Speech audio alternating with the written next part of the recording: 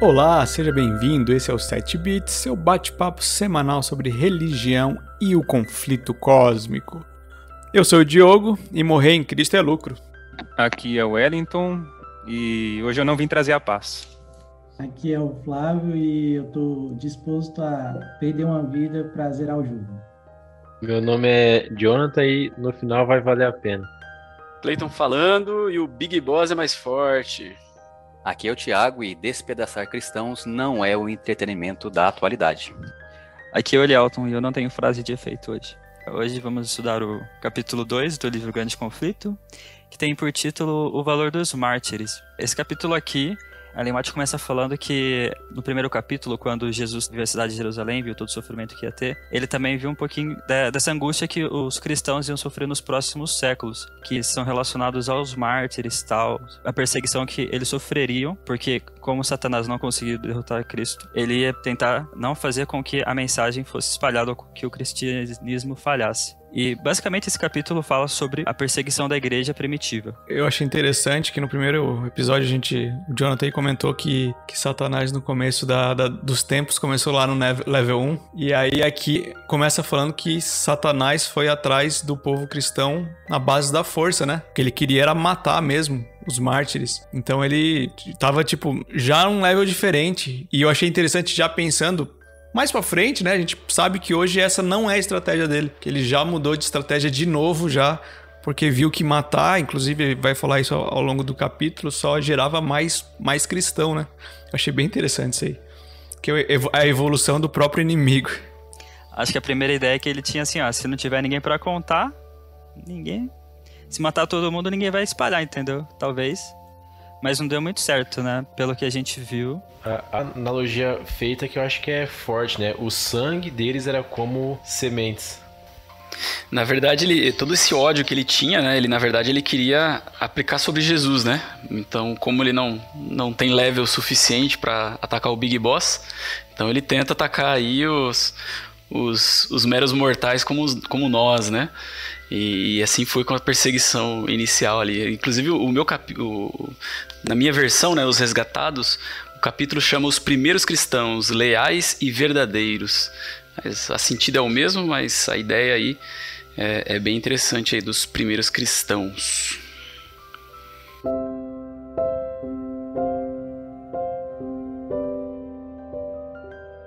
Assim, o que ele fazia para instigar o povo a querer perseguir os cristãos ou isso daí? Porque, beleza, ele tinha um ódio tremendo, ele não conseguiu derrotar Cristo, aí ele foi para sua descendência, mas qual que era o motivo que ele usava naquela época para as pessoas terem tanto ódio dos cristãos? E por que eles foram perseguidos por tantos séculos, até Satanás mudar de estratégia?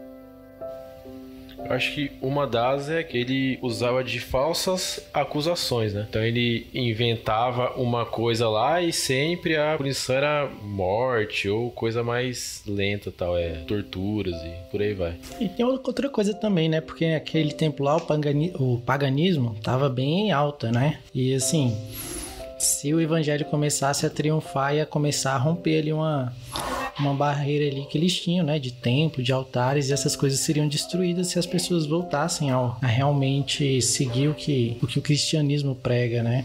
Mas eu acho que o que me chama bastante atenção nesse comecinho desse capítulo é a forma que o pessoal torturava e matava os cristãos. Ali no capítulo anterior, né, na introdução que nós vimos lá, o pessoal estava com fome, comia couro dos escudos, roubava a comida dos familiares e tudo mais. Já aqui, nesse capítulo, é descrito como que o pessoal sentia prazer, né, em ver os cristãos morrerem. Era o entretenimento da atualidade deles, né, no momento lá que eles viviam.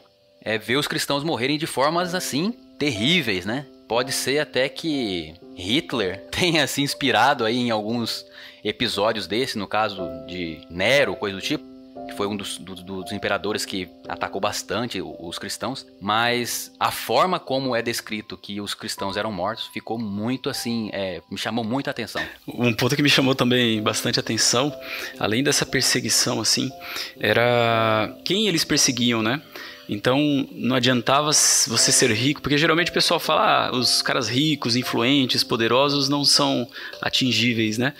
Alcançáveis, mas aqui fala que tanto os nobres quanto os escravos, rico, pobre, não importava. Eles iam lá pegavam todas as posses deles, pegavam o que fosse, e eles também eram mortos sem misericórdia. Então não importava a classe social, não importava o que fosse. Se você fosse cristão naquela época, você estava no sal. Isso aí, mano. Ser cristão naquele tempo lá era crime hediondo. E assim... E o que o Thiago falou aí... o pessoal tava com fome e tal, eles usavam até isso, né? A fome, as pestes, a terremoto, qualquer coisa era culpa da galera que era cristão, mano. Então não tem essa não. Os cristãos naquela época, eles eram considerados... a gente estava enfrentando alguma desgraça, culpa deles, entendeu? Antes deles a gente não enfrentava isso. Qualquer culpa que tinha, os pagãos eles mesmos que jogavam nos cristãos. E é interessante o ponto que o Cleiton... Só um ponto. Eu não sei se vocês já viram alguma coisa sobre o fato de ter um inimigo em comum faz com que quem tá no poder tenha mais controle e o povo seja mais unânime, assim, por ter esse inimigo em comum. O livro 1984 fala sobre isso, eu não sei quem já viu. E eu não sei se vocês acham que um dos propósitos de pôr os cristãos como o inimigo, aquele que era o culpado por tudo quanto é coisa que não era boa, por terremoto, peste, era uma forma também de assegurar quem estava no poder o controle sobre as massas ali. Onde prevalece o paganismo, né? Prevalece a superstição, entendeu? Prevalece esse controle através das massas pela emoção, pelos sentidos assim mais, digamos assim, mais animal, né, do ser humano. Tanto que para você se condescender com essa selvageria que é de ver outras pessoas morrerem, você tem que ser uma espécie de um animal mesmo, né? Às vezes você não vê nenhum animal de outra raça, às vezes você não vê nenhum animal fazendo as mesmas coisas que um ser humano faz com seu próprio semelhante, né? Assim, da mesma forma como acusaram Jesus de ser o perturbador de Israel, é que os pagãos eles fizeram com os cristãos também, né? Então convém que esse pequeno povo aí pereça ou morra para salvar nós aqui desse grande desastre natural aí que está acontecendo, para salvar a gente das colheitas que não estão sendo produtivas. Tudo envolve muita superstição, né? E o bem comum, e né? ritos. E tudo por um bem comum, né? E não é muito diferente de hoje não, pessoal, porque hoje tá na moda também o paganismo. Na verdade, sempre teve, né? Sempre teve. Uhum. Nos fins dos tempos também, isso daí deve voltar. Outra coisa que o Cleiton tinha falado, o alcance que foi, né? Porque desde os mais pobres e os escravos, e a mensagem do cristianismo conseguiu chegar até a lugares muito de elite, né? Tipo as águias romanas. Tanto que eles não tinham misericórdia de nenhum que fosse, né? Qualquer um que se declarasse cristão, ele já estava ciente que ele ia ser caçado, ele ia perder toda a propriedade, provavelmente ele ia ter que viver refugiado, muitas vezes morando em condições muito ruins, sem a luz do sol, em cavernas. Ele estava ciente disso e mesmo assim, muitos deles, eles não negaram sua fé e seguiram até o fim por essa causa, pelo cristianismo. Que a esperança do que eles tinham era algo muito grande, né? Eu penso nisso hoje. Às vezes a gente é tão mesquinho com várias coisas. Porque tá... Eu sei que é ruim pra caramba viver passando necessidade, né? Não vou dizer que não, mas às vezes a gente... E é mesquinho com coisas menores, né? Às vezes o cara pegou uma gripe e já tá aí. Por que eu peguei essa gripe? Obviamente, às vezes é maior, né? Às vezes não tem dinheiro pra pagar comida. Só que a esperança do que vem depois é o que motiva mais, né? E pensa assim, eu vou passar, pra mim, a escala desse tipo. Eu posso passar 80 anos na miséria aqui nessa terra, passando mal mesmo, sofrendo de tudo. Mas depois eu posso multiplicar esse tempo por 100, que vai ser só o início da minha outra vida. E ainda vai ter muito mais. Então é isso que eu imagino que os cristãos primitivos aí, né? Os primeiros cristãos pensavam também. Qualquer sofrimento aqui não é nada comparado com as quantidades de bênçãos infinitas, né? De uma vida que praticamente, aliás, literalmente será infinita, né? Eu acho que um verso bem peculiar que eles deveriam pensar assim, né? É ser fiel até a morte e dar-lhe a coroa da vida, né? Eles não tinham medo de morrer mesmo. Mesmo para viver nessas condições, eles viviam fiel até a morte. Exatamente, o livro descreve isso aí que o Diogo falou, né? E que o Elielton acabou de falar sobre o verso. Que mesmo nas condições terríveis que o pessoal vivia, eles não blasfemavam, não ficavam se lamentando, né? Agora imagina para nós, hoje, na nossa condição que vivemos, nos colocarmos nas condições que eles viviam, assim, de uma hora para outra, ou quem sabe de uma forma um pouco mais rápida. E a gente sabe como é que vai acontecer mais para frente, né? Então, o preparo para esse momento, ou quem sabe saber que isso vai acontecer, pode nos dar uma certa vantagem em tentar nos preparar para esse momento, né? Que possivelmente nos atinja aí. Agora imagina, você com sua família tendo que viver em cavernas, cara. Tendo que viver correndo de pessoas que, quem sabe, pode ser até moradores vizinhos, que em outros momentos eram pessoas tranquilas com você, com sua família e tudo mais. E agora você e agora você é visto como uma presa, né? Complicado, pesado pra caramba esse vislumbre, né, que a gente pode imaginar aí pro futuro. Já que o Thiaguinho estava descrevendo aí as coisas terríveis, né? Eu vou falar só um pouco realmente do que era terrível, o que acontecia lá, né? O Wellington ali falou sobre que nem os animais eram tão velozes assim por dizer, mas, cara, o pessoal era queimado vivo, gente. Imagina o que é ser queimado vivo. Imagine o que é alguém pegar o resto de animais, prender a você e te jogar aos cães para ser comido vivo. E a galera olhava aquilo dali e aplaudia, achava o máximo, era o passatempo deles e eles davam salvas a partir disso, né? Assim,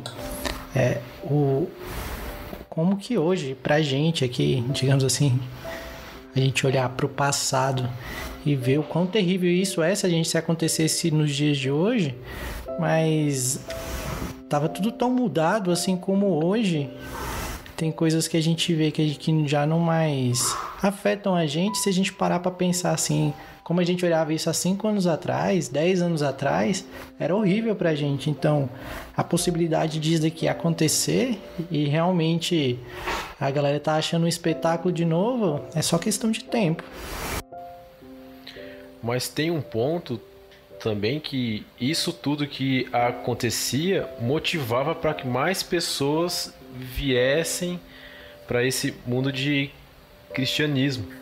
E é muito doido, né, que isso aí tudo fomentava. E também eu acho que no livro fala que eles viam a morte como algo bom, porque estava tão ruim, mas tão ruim, que ele morrer, ele ficava mais próximo da esperança que ele tinha, do propósito, né? O morrer era lucro. E eu acho que esse propósito tão forte que eles tinham marcava quem via, né? E aí, até que mais pra frente, a estratégia você dá regalias para essas pessoas para fazer com que o propósito dele ficasse mais frouxo, né? Não, eu não tenho tanta pressa para que Jesus volte logo. Pô, essa casa tá boa, a vida tá boa, eu quero que meus filhos casem, eu quero ter netos. Então é um negócio que não dá pra, não tem lógica, né, se você for ver assim mesmo. E ficava claro que quando a pessoa tem um propósito forte para ambos os lados, a pessoa que pensa, eu só tenho essa vida, se eu morrer, acabou, ele vai lutar com unhas e dentes para defender o estilo de vida que ele tem, que no caso era pagão, com festas e as coisas que ele gostava. E do outro lado tinha uma pessoa que sabia que ela foi feita por Deus e que isso aqui era só o começo da vida. Então você tinha essas duas lutas e aí o diabo conseguiu fazer com que o propósito de um misturasse com o de outro. É muito louco, cara. Por que ficava muito evidente, né? E fortalecia o evangelho. Porque, cara, a luz não combina com as trevas, né? Ficava justamente claro, ficava perceptível quem estava com a verdade ou não. Então, quem tinha princípios, né? Quem tinha noção de Quem tinha noção de tentar compreender a realidade, né, das coisas, acabava optando pela luz, né? O problema é justamente isso que o Jonathan falou. Hoje, existe muitas camadas, né? Não existe mais hoje preto e branco. Existe hoje um cinza, uma nuvem nebulosa. Então, por causa justamente dessas concessões que cada um deu, né? De cada lado, aí tá esse mundo, esse caos que a gente vive hoje, para conseguir discernir do certo e do errado. Mas por isso que Satanás mudou de estratégia, porque quando era uma estratégia incisiva, uma estratégia assim, não, vai ser preto no branco, né? Pô, se você sabe o que é errado, o que é mentira, o que é luz e o que é as trevas, aí vai da sua consciência, mas por isso que crescia, né, o evangelho naquela época. Milhares eram mortos naquela época, né? Mas, tipo assim, sempre surgia mais pessoas para substituir seu lugar e espalhar a mensagem para adiante. Então, essa é uma estratégia que não deu certo. Satanás tentou, primeiramente pela força, né? Tentar matar os cristãos para ver se as pessoas não aceitariam, né? Por medo, né? De sofrer todas aquelas consequências, não deu certo. Aí, após alguns séculos, Satanás teve meio que mudança de planos, né? Viu? Ó, o pessoal tá crescendo aqui, né? Não deu certo, né? Tipo, se continuar assim, não vai ser muito rentável. E para isso, Satanás, ele meio que parou de usar força bruta. Ele começou a hastear uma bandeira cristã também. Mas o seu primeiro ponto de vista, a sua primeira estratégia era não falar assim, você é cristão, se você é cristão você vai morrer. Mas você ser cristão, mas não inibir alguns caminhos de verdade, ou não apresentar toda a verdade e não ensinar tudo. Tipo, Satanás, ele começou a levantar a bandeira cristã sem exibir no Cristo todos os pontos, mas ele não ensinava, mas ele não mostrava o arrependimento, a culpa, o que o pecado causava. Ele tentava deturpar isso daí para as pessoas não sentirem essa necessidade de pedir perdão. E também seria uma causa também que os próprios pagãos poderiam mesclar, né, já que eles adoravam alguns ídolos. Qual vai ser a diferença se ela adorar alguma estátua diferente ou adorar algum ídolo da igreja cristã? Ou adorar algum ídolo que foi da igreja cristã, como Paulo, a Virgem Maria, etc.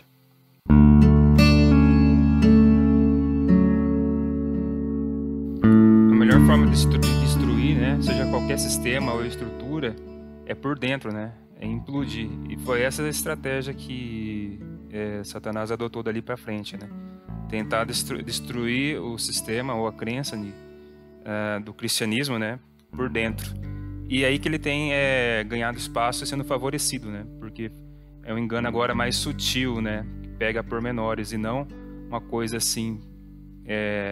Hoje a gente vê muito disso, né? Hoje a igreja de Deus é paz e amor, né? Pode tudo. O importante é seguir Jesus, mas as regras não são bem assim escritas em pedras, né?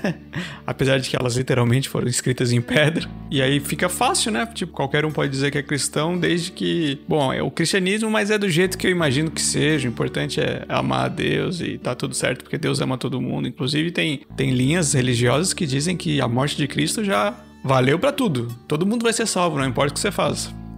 Então, cara, olha só. É aí que tá. Eu queria levantar uma pergunta, não sei se...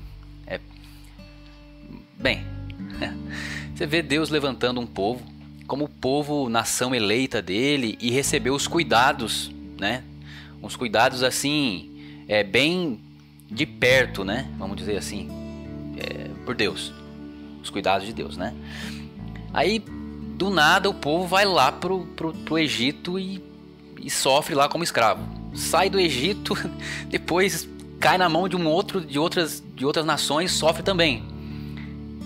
Perde a cidade, destrói templos e mais de uma vez. Assim, acontece todas essas mortes, né? Esses mártires bem, tipo, molhando a terra de sangue, assim, sem parar.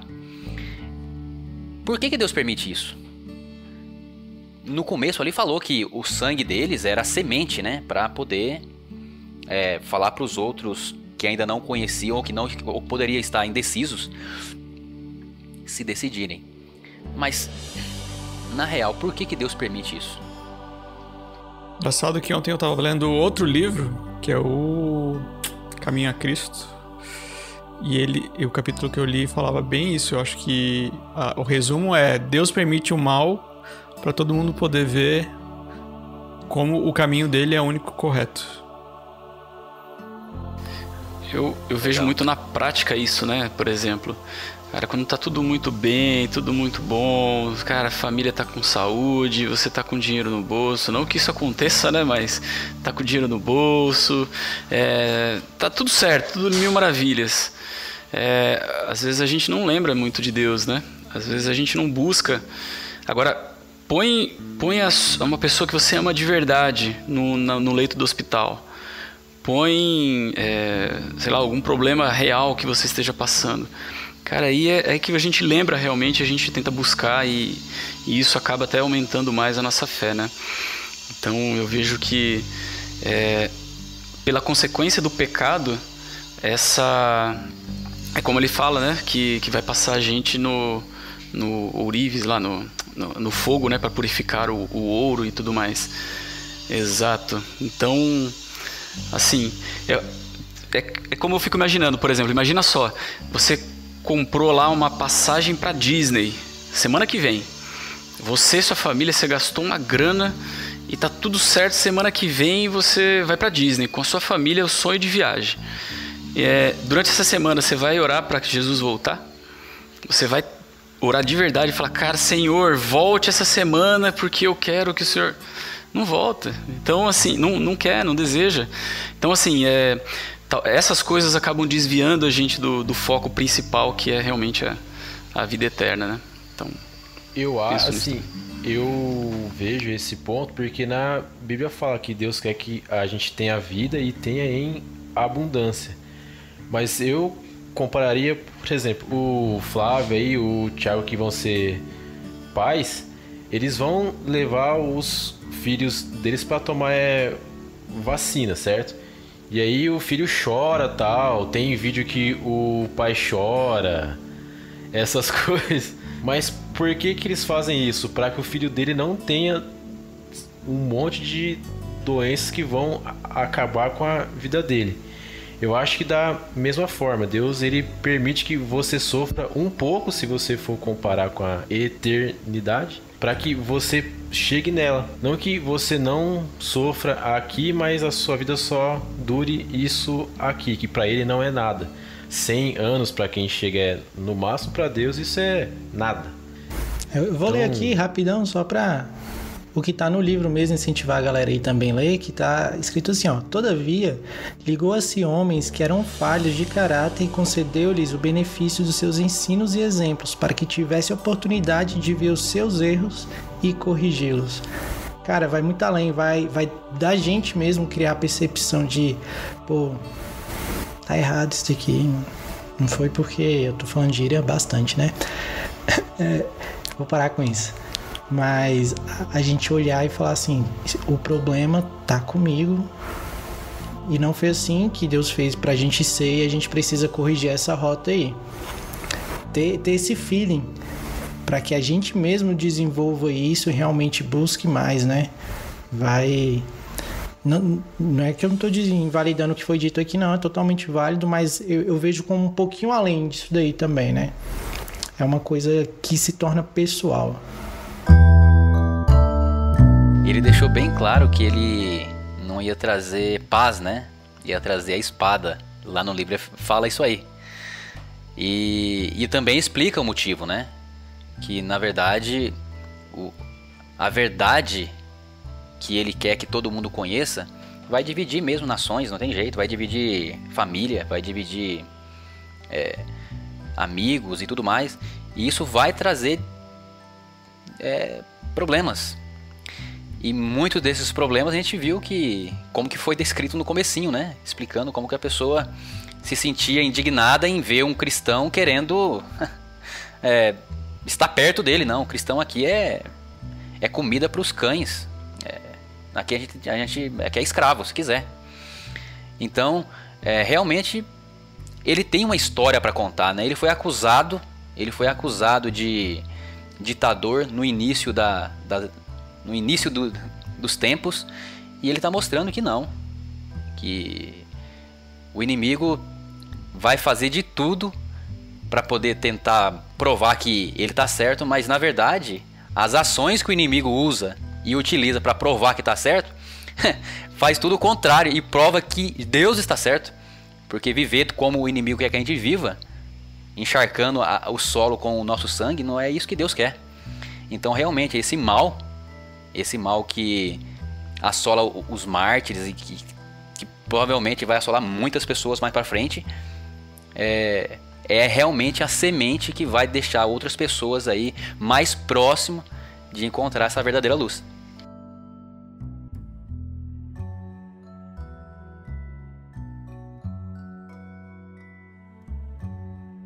Como que eu sou cristão, mas sem ser cristão? O livro fala uma parte ali de Judas, né? Que andou na luz, que esteve próximo ali da misericórdia, mas não era. E como é que hoje? Hoje eu sei que eu, Flávio, aqui, sou um cristão, mas eu sou um cristão legítimo aí. Mesmo que eu tenha andado com Jesus, ainda não posso ser um cristão, de acordo com o que o livro diz aqui. E aí? E agora? Essa parte aí, né? A gente já entra ali pelo menos aqui no livro que eu tô lendo, né? Fala das duas classes de pessoas que a gente tem dentro da própria igreja, né? Esse cenário ele se repete para dentro de qualquer instituição, no caso até da igreja também, entendeu? Eu vejo que o grande problema hoje da humanidade, dos cristãos, da maioria, acho que de todo mundo, são dois. Na verdade é um grande problema que até responde essa pergunta. É que as pessoas hoje, de modo geral, procuram corrigir os problemas dos outros, né? Ou o problema da sociedade. Não, eu quero mudar o mundo. Hoje, tipo assim, os jovenzinhos aí, cheios de energia, todo mundo quer mudar o mundo. Mas ninguém quer corrigir os seus próprios defeitos de caráter, entendeu? Esse que é o principal problema de a gente ter essas dificuldades e de a gente ter essa hipocrisia, às vezes, né? Essa falsidade dentro do próprio meio nosso, né? A gente acusa os outros, a gente quer mudar a vida dos outros, mas muitas vezes a gente não está olhando para a nossa vida, não está olhando para a nossa relação com Deus e para consertar os nossos traços de mau caráter, digamos assim, né? Eu acho também que talvez um ponto aí que pese foi que a estratégia foi... Ninguém fala que matar é certo. Ninguém fala que o roubar é certo. Mas aquela coisa, se você mente aqui, se é uma mentirinha branca, pode. Se você tá vendo um filme tem uma cena heróica, pode. Então essas pequenas coisas que eu acho que vão minando e assim, a pessoa passa a achar, não, eu não mato, eu não roubo, eu não traio a esposa, então tá tudo certo. Sendo que a Bíblia fala, tipo, você tem que ser fiel no pouco para você conseguir o muito. E quando você põe que essas pequenas coisas pode tal, que é aquela coisa cinza, que é a sua consciência quem manda, não uma verdade absoluta, você gera margem para ter esse monte de crença que tem hoje, esse monte de pastor, cada um prega o que acha que é certo, bispo e padre e tal. Sim, até naquela época lá, quando o cristianismo foi a religião principal, né, ainda existiam dois grupos diferentes de pessoas. Alguns que ainda não aceitavam, né, e outros que migraram, que foi a fusão do paganismo com o cristianismo. Mas depois de determinado tempo, né, de perseguição e tal, os que eram resistência, a maioria começou a consentir e adotar as práticas, né? Porque a gente não precisa mais sofrer tanto, né? A gente já passou muita coisa, vamos continuar, dá pra viver. Isso, querendo ou não, mina, né? E a gente viu que a estratégia de Satanás deu certo. Tipo, ele conseguiu ruir a igreja de Cristo por dentro, né? A igreja que era apostólica, que era, tipo, pura, né? Qualquer brecha que dava pra, tipo assim, alguma coisa de errado, como aqui cita Ananias e Safira, tipo, a igreja que ela era totalmente irrepreensível, tal, né?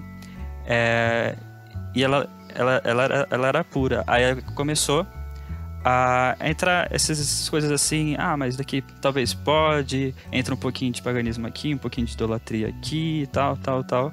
Aí meio que tirou muito foco e minou muito. E a gente conhece hoje e vê que, tipo, existem várias vertentes, várias coisas que pregam coisas distintas, mas que se referem ainda ao cristianismo. Sofrer, no fim das contas, não é bom, né? Mesmo sofrer por Cristo, se for necessário, mas não é o desejável, né? A gente não tem que pensar em auto-martírio, né? Ou como tinha muita gente que acreditava nas... Como é que chama? Pessoas indulgências. Se castiga pra receber bênção, né? Então, quando você tá sofrendo muito tempo, e aí... Bom, talvez isso aqui não seja tão ruim, né? E aí começa a abrir o que você começa a aceitar. Abrir mão de alguns princípios, né? Abrir mão, ou você... Às vezes a pessoa começa a entender errado, né? Ou talvez ser conivente, com certeza. E aí começa a ir minando, né? Toda a comunidade que tiver por volta, assim, porque no final das contas a gente tem que sofrer, realmente é horrível. No caso, sofrer é ruim, entendeu? Mas, tipo assim, será que o preço...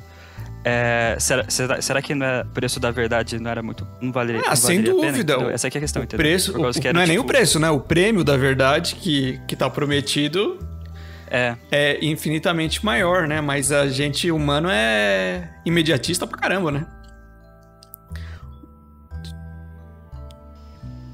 É até comentado, né, que o verso, né, combati um bom combate, acabei a carreira, guardei a fé e a coroa da justiça está guardada e tal.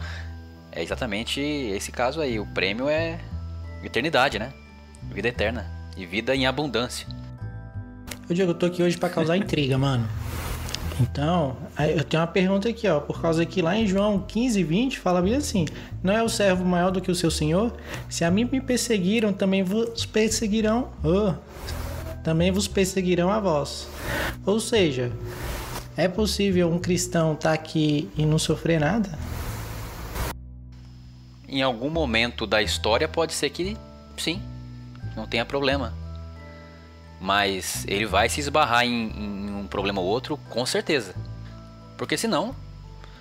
Tá que depende que você classifica como um sofrimento, né? Tipo... Tem gente que se tem um arroz e um feijão durante a semana e tem liberdade pra ir pra igreja no final de semana, meu amigo, essa pessoa tá super feliz. Pra outros, se só tem arroz e feijão, o cara já tá... Eu tô sofrendo aqui, mas é em nome de Cristo. Que às vezes esse sofrimento não é bem um sofrimento, mas assim é oposição, né? Você vai ter às vezes ódio ou oposição das outras pessoas, porque quando você realmente é um cristão sincero, procura viver conforme os seus princípios, e a gente sabe dessa mescla de pessoas que existe. A igreja é um hospital, a sociedade tem pessoas de tudo que é tipo. Você acaba surgindo oposições, as pessoas vão olhar para você e vão ver através da luz que você tem, da luz que você reflete, vão se sentir ruim, mal com aquilo, né? Vão começar a perseguir você no sentido de, não gosto do fulano de tal, você viu? Aí entra a bendita fofoca, né? Tudo isso daí faz parte desse bolo também, que seria você viver conforme seus princípios, né? E ser o diferentão, né? Eu gostei da frase que o Flávio uma vez citou numa... Se puder lembrar aí, Flávio, aquela frase lá que você citou num culto que você fez, ser diferente dos iguais, uma coisa assim. Entendeu? Às vezes a diferença, o fato de você ser diferente já causa essa impressão na sociedade ou no meio que você está vivendo, né?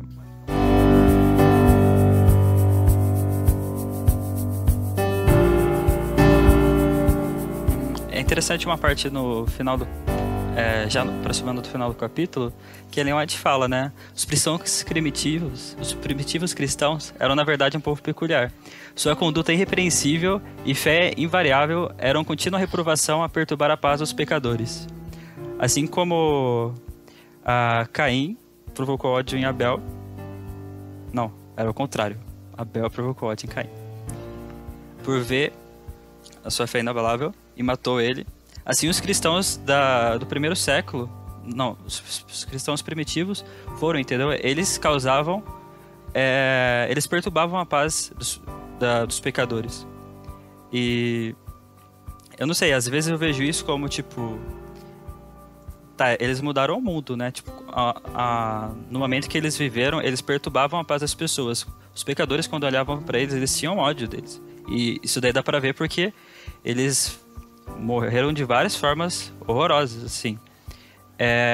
Mas depois de algum tempo começou a ficar light. E, tipo, hoje assim, é muito fácil viver num país, tipo, viver tranquilo, sem perseguição e sem nada, entendeu? Mas, tipo assim, lendo isso daqui, eu falo assim,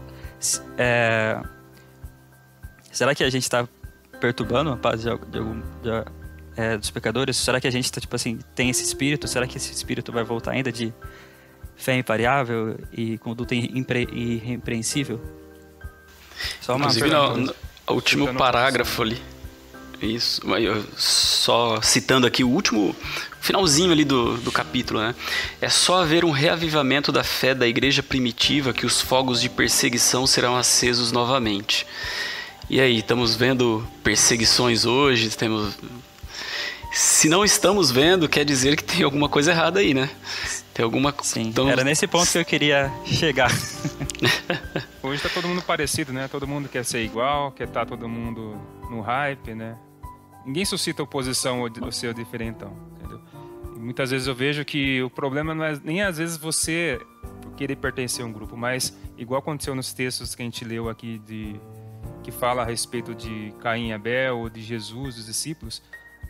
Acho que a pior coisa que pode acontecer é quando essa perseguição, essa oposição e ódio vem da sua própria casa, né? Vem do seu próprio círculo de amigos que você confia, ama, dos seus pais, do seu irmão. Eu acho que isso daqui é o que realmente afeta e atinge cada um de nós, né? Assim como aconteceu no passado. É que eu vejo que tem estratégia, né, cara? Porque olha só, como que você vai ser muito diferente também se você chegar e falar assim, olha, você tá errado, você não pode fazer tal coisa do que nós acreditamos que é o certo. Ó, se fizer tal coisa está diferente do que Deus está pedindo. E tem vários temas que a gente pode abordar e dar um trabalho danado pra gente sair dele, né? Hoje na atualidade aí, dependendo do tema que você entra, é só pra baixo. Não tem como você sair dele sem se machucar. Então, como que você vai fazer? Como que você vai convencer uma pessoa que ela está fazendo o que é diferente do que Deus pede?